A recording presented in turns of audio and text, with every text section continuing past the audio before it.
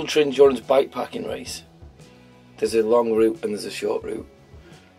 The short route's ideally for people who want to get into the sport for the first time. Or have limited time to... Or have limited time, yeah, limited holidays from work if you've only got a week. The route generally will take in at least 3, maybe 4 of the Celtic nations, which are Scotland, Ireland, Wales, Cornwall, Brittany, Isle of Man. And Isle of Man. I almost forgot the Isle of Man. Sorry, Isle of Man. It's self-supported, so people have to carry all their own equipment. They can if they like. I mean, the option is there is you can stay in a B&B, an Airbnb, whatever you like, or you can carry sleeping bags, bivvies. Choice is yours. I think personally the ferries had a real dynamic edge to the race, because it can add drama as well, can't it? Yeah, definitely. Yeah. Last year we had our free front riders for the race all reached the second ferry port together, and I think it was literally a case of who blinks first on the ferry over to Wales. So it adds a psychological element to the race, doesn't it? When you've got, you know, you're meeting the other riders on the ferry, and like you say, you're weighing each other up. You talk to people and you understand that there's a yearning for it, isn't there? So yeah, there's a craving for this kind of thing. Yeah, I think that's it, isn't it? I think most people that ride their bikes do it because they just want to have a sense of freedom, get away from the house, get away from your day job. Last year we had quite a lot of people, it was their first ever event, and then that's it, they get the bug, and you just see them then developing. I'm guessing we've all been there, haven't we? Yeah. That first few years, that first initial sort of romance with ultra endurance cycling, it's ace. You know, and it's great. It keeps going. You know, the more you get into it, and the more people you meet, the more relationships you have, the more friendships. It's brilliant. But that it's like your first sort of first romance, if you like, your first girlfriend in school. That's what it's like when you first get into it. First year or two. Really cool.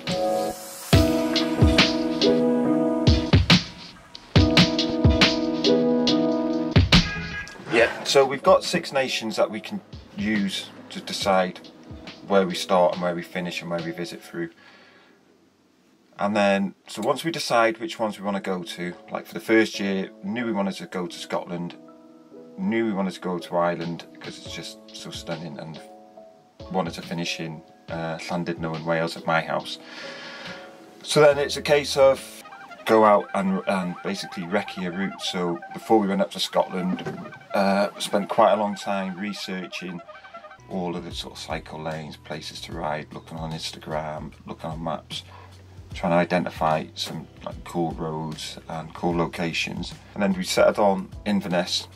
We had to find a location for sign-on. We had to find a location for riders to sleep beforehand. And then once you've got this sort of basic overview of a route, you then go and recce it. So for us, the recce process, it's a 1,600 mile course, and we wanted to travel the whole way along it to make sure it's, you know, it's suitable for rides. And I think that's something that I'm quite proud of doing as an organiser, even though it's a lot of work to do. But I know in advance that any of the roads that I'm asking any of the riders to go down, I've travelled them myself. I suppose it's worth mentioning that, like other races where you might just have 5-6 checkpoints, and riders are then expected to make their own route between those checkpoints. We have a set route. We haven't mentioned that, have we? That the panceltic race is a set route, because that way we get to take riders to places that we want them to see. It's like places that you want to share with people. As an organiser, I take the safety of every person really seriously coming into our events, and the more work we can put in advance, the safer it can only be. It can only be more safer, and it's a great responsibility for us. So we don't want to be sending people down a road or along a bridge or anything that we haven't looked at ourselves and are quite happy to ride ourselves, and the sort of governing body of those constituency areas, they're happy for us to go through to it. So yeah, it's a lot of work, but it pays off. Peace of mind. Peace of mind. We call our event a race, and that presented us with a lot of extra work. So probably one of the most time consuming things that I had to do last year was do a turn-by-turn risk assessment of the entire route, and the risk assessment for the long route ended up being 600 pages long, and then we're talking like a huge document like that. We didn't print it off, didn't need to, but every local authority we went through, so again you imagine all the ones up in Scotland and Ireland and then in Wales, I think there's about 15 of them. So then we had to contact every local authority, every police force, every ambulance trust. It's a lot of work. I mean, the actual work of just liaising with the authorities, I think probably took me about 3 months last year, easy, a solid 3 months.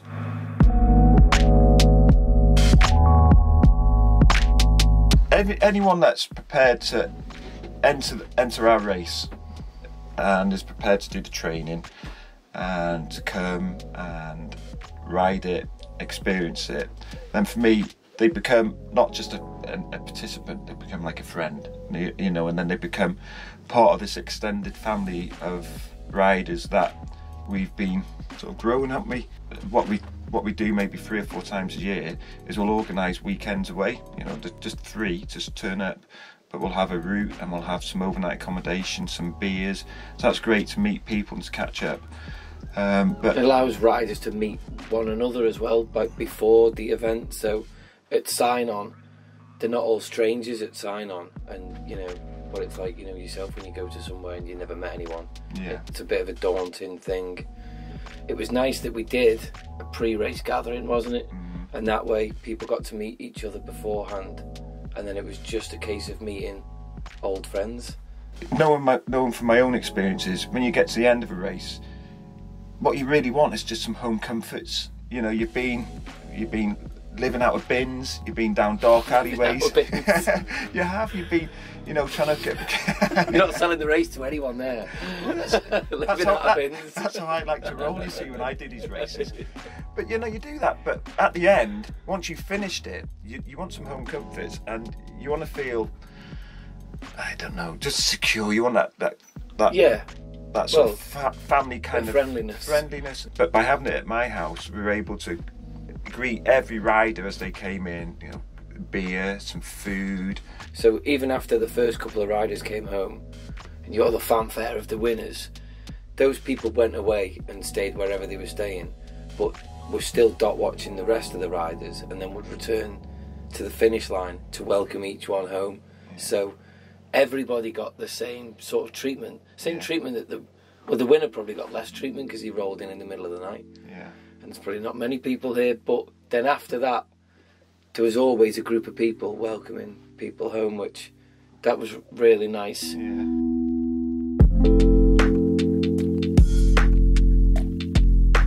Working on 2 projects. We're working on the race, the panceltic race going forward, so we're planning for 2022. I'm putting together a basic outline of the route, and that's all part of our 5-year plan. So the 5-year plan really quickly is so in the 5th edition of the race, we're going to have what we call our magnum opus, and that will be a race that is open to anybody that's done 2 panceltics already, and it'll be free for them to enter, and it'll be a ultra endurance race that takes in all 6 nations. So if you're interested in the panceltic race, then you need to head over to the website and register your interest. You'll be kept up to date with all future events, blog posts, anything that's happening. You can also check out our Instagram page, there's a Facebook group, and we have a YouTube channel. So we've got loads of little videos that Jordi filmed for us during the first race and the film, so that'll give you a really good idea of what it's about. First of all, can we explain what this little trolley's doing? So that I don't spend too much time in the shops on the bikepacking trip. You know, it's like James Hayden, he sets himself, 3 minutes, I think? I carry my own shopping trolley, so I know that once the shopping trolley's full, you know, basically it's the end of the shopping journey for me.